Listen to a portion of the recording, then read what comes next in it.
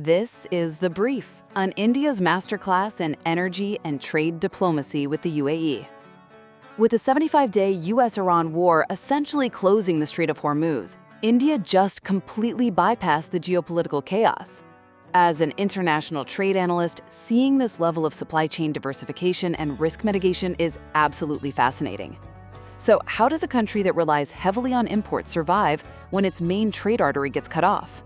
Well, first, bypassing the choke point for energy security. India imports 85% of its crude oil and 60% of its LPG. With Hormuz squeezed, they struck a deal with ADNOC for long-term supply that totally bypasses that route, plus storing 30 million barrels of crude safely at Fujairah. It's like a massive retailer building a backup warehouse right outside a hurricane zone. If the main highway floods, your shelves stay stocked. But what good is securing the goods if you can't safely transport them across the ocean?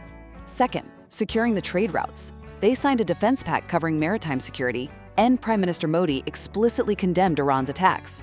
Because the UAE just left OPEC and needs a massive, reliable buyer, this partnership ensures their bilateral trade can actually flow. You might think this is strictly an oil play, but energy security acts like a magnet for capital. Finally, locking in foreign direct investment. The UAE announced a massive $5 billion investment into Indian infrastructure and finance. So while the US spends $29 billion on war, India is over here quietly acquiring capital.